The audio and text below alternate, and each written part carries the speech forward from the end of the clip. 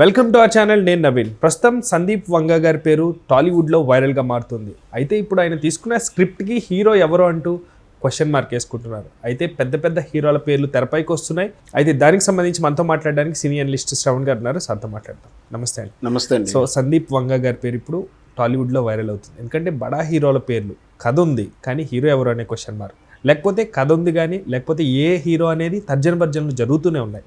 దాని గురించి మీతో మాట్లాడాలనుకుంటున్నాను. తెలుగు సినిమా ఇండస్ట్రీకి మరొక ఆర్జీవి అని చెప్పొచ్చు ఈ సందీప్ వంగ. ఎందుకంటే ఆయన కథ తీరు, ఆయన ఆలోచన ధోరణులు, ఆయన ఇచ్చే కామెంట్లు చూస్తే ఆర్జీవిని మించిపోయాడని చెప్పొచ్చు. ఇప్పుడు కొత్త తరం ఆర్జీవి, ఈనాటి ఆర్జీవి అని చెప్పొచ్చు. అప్డేటెడ్ మంచి పదం ఇది. అప్డేటెడ్ అయ్యాడు. ఎందుకంటే మనం ఆర్జీవి గారు ఎలా మాట్లాడో చూస్తాం. చాలా విషయాల్లో కాంట్రవర్సీ ఉంది. హిందుత్వ విషయాలు చూసుకున్న, స్త్రీల విషయాలు, కుండలు బదులు పెట్టి చెప్తుంటారు. ఏ వసలైనా సరే ఆయన సినిమా ప్రమోట్ చేయడానికి టెక్నిక్స్ ఇవన్నీ కూడా ఎక్స్ట్రీమ్ థాట్స్. అట్లాగే ఈ సందీప్ వంగ చిత్రాలు చూస్తే కూడా మనకు తెలుసు అర్జున్ రెడ్డి ఎలాంటి తరహా చిత్రమో. ఒక రకంగా చెప్పాలంటే ఏ సర్టిఫికేట్ ఫిల్మ్ అనే చెప్పాలి. ఆ తర్వాత వచ్చిన ఎనిమల్ కానీ సరే, అర్జున్ రెడ్డి హిందీలో కబీర్ సింగ్ చేశాడు.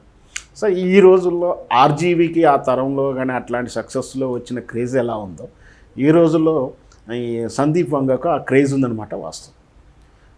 ఎందుకంటే తాను కూడా ఎవరైనా సరే కొత్త హీరోతో సినిమా చేస్తారు, సక్సెస్ చేసిన తర్వాత మల్టీ స్టార్ పెద్ద హీరోలతో సినిమా చేయాలనుకుంటారు.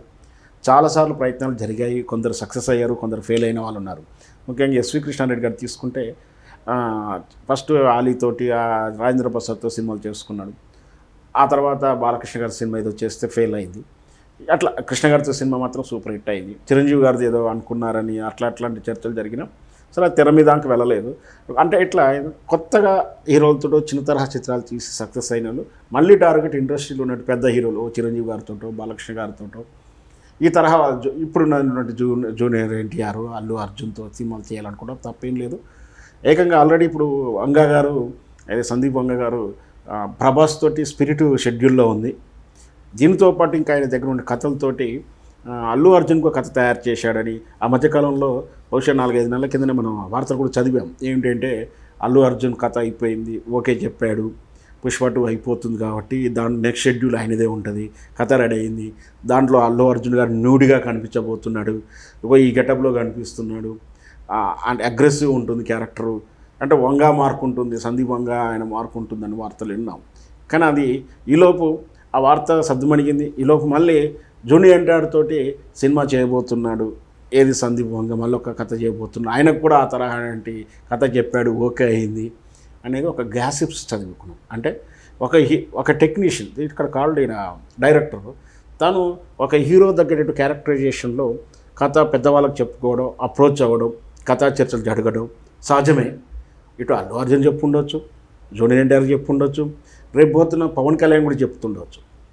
సందీప్ వంగ అంటే ప్రయత్నంలో తప్పేం లేదు. సో అప్రోచ్మెంట్ ఎప్పుడైతే లీక్ అవుతుందో తెలుస్తుందో, వాళ్ళ ఇంటరాక్షన్ కలవడాలు వెళ్ళడాలు, లేదా ఇండస్ట్రీలో వాళ్ళు ఎవరితో చెప్పిన వార్త రావడాయి, బట్ ఇట్లాంటి చర్చ జరుగుతూ ఉంటుంది.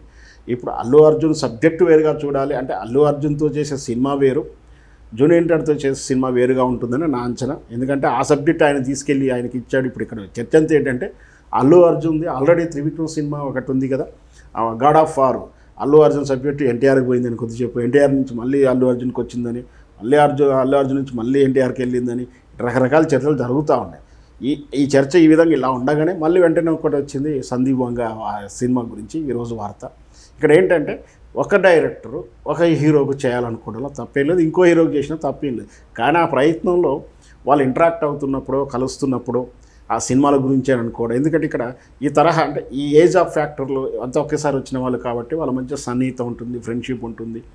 ఆఫ్ స్క్రీన్లో వాళ్ళంతా కూడా ఫ్యామిలీ ఫ్రెండ్స్గా ఉంటారు. అట్లాంటప్పుడు కలిసి ఇంటరాక్షన్ అవుతున్నప్పుడు సినిమా చేసే ప్రయత్నం కానీ కలిసినంత మాత్రాన సినిమా చేస్తారనుకోవడం తప్పది. వాస్తవం ఈ సినిమా కానీ ఈ కథ తయారు చేస్తున్నాము, ఈ బ్యానర్లో ఈ చిత్రం రాబోతుంది అని వాళ్ళుగా డిక్లేర్ చేసేంత వరకు ఏదైనా గ్యాసిప్స్ కానీ మనం చూడాలి. కానీ ఇప్పుడు ఎవరు ఏ హీరో ఈ అవకాశాన్ని చేజిక్కించుకుంటారు? ఎందుకంటే ఆల్రెడీ ఎస్టాబ్లిష్డ్ హీరోలు అందరూ కూడా మంచి స్టోరీ వస్తే ఇంకొక నెక్స్ట్ హిట్ కొట్టాలన్న ఈ తరుణంలోనే అందరూ ఉన్నారు. ఎందుకంటే మార్కెట్ కూడా నెంబర్ 1 స్టోరీస్ వస్తున్నాయి. నెక్స్ట్ రాబోయే డైరెక్టర్కి అట్లనే ఛాన్స్ ఉంటుంది, స్టోరీ కూడా అట్లనే ఉంటుంది. సందీప్ వంగ అంటే ఆల్రెడీ ఎస్టాబ్లిష్డ్ కదా, ఎవరు చేయించుకోవడానికి అంత ఇంట్రెస్ట్ చూపించరు అన్న మాట కూడా ఉండదు, అందరూ ఇంట్రెస్టెడ్గానే ఉంటారు. ఇప్పుడు అదే క్వశ్చన్ మార్క్. వాస్తవానికి అయితే సందీప్ వంగ గారి చిత్రాలకైతే నేను అంత ఈజీగా లైక్ చేయను. ఎందుకంటే ఎక్స్ట్రీమ్ ఆలోచనలు, అంటే ఏ అయితే అడాల్ట్నెస్ ఏదైతే ఉందో దాన్ని సర్టిఫై చేస్తూ అది ఫ్యామిలీ ఓరియంటెడ్ చిత్రాలుగా అని చెప్తూ మార్క్ క్రియేట్ చేయడం ఏదైతే ఉందో నేను అబ్జెక్ట్ చేస్తూ ఉంటాను. సరే, అది అర్జున్ రెడ్డి అప్పుడు కూడా నేను నా డిబేట్లో కూడా అదే చెప్పాను. ఎనిమల్ చిత్రం కూడా ఎక్స్ట్రీమ్ లెవెలే ఉంటుంది. ఈ ఎక్స్ట్రీమ్ లెవెల్ అనేది అంటే ఎప్పుడైనా మీరు చూసారా, క్రైము, సెక్స్ ఒక ఇంట్రెస్ట్ని కలిగిస్తుంటుంది, ఏది క్యూరియాసిటీని కలిగిస్తుంది. ఆ తరహా చిత్రాలకు కానీ, ఆ తరహా కథలు అంటే ప్రింటెడ్ కథలు కానీ, వాటికి చదివే ప్రేక్షకుడు కానీ ఆ ఇంట్రెస్ట్ కొంతమందికి ఉంటుంది.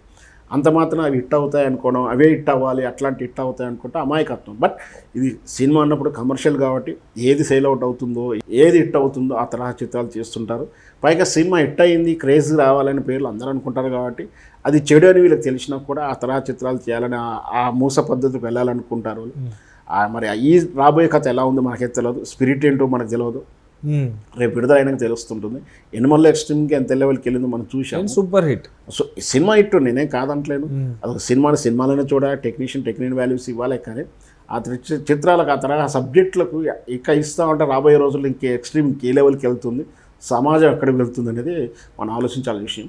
సరే, ఏదైనా సరే వాళ్ళు ఒక ఇన్వెస్ట్మెంట్ పెట్టి రూపాయి పెట్టి సినిమా తీస్తున్నప్పుడు వాళ్ళకు ఆ సినిమా సక్సెస్ కావాలనుకోవడం, దాని తగ్గట్టుగా కమర్షియాలిటీ చూసుకోవడం, ఆ కమర్షియల్ వాల్యూ ఇచ్చిన అంటే Arjun Reddy cinema super duper hit చేసి నాకు తెలిసి వాళ్ళకు ఒక 40 times రేట్లు ప్రాఫిట్స్ వచ్చాయి. అంటే రూపాయి పెడితే 40 రూపాయలు వచ్చే వాళ్ళకు.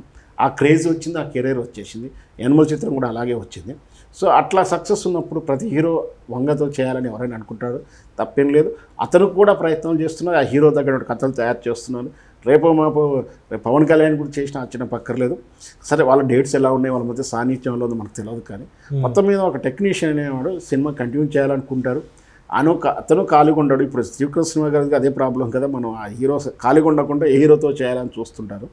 సరే, హీరోలు కూడా మంచి డైరెక్టర్ ఎన్నుకోవాలని చూస్తారు. అట్లాంటి ఇప్పుడు క్రేజ్ ఉన్న దాంట్లో సందీప్ వంగ కూడా మంచి నేమ్ ఉన్నటువంటి వ్యక్తిగా మనం చెప్పచ్చు. Right, thank you sir, thank you so much. Thank you viewers.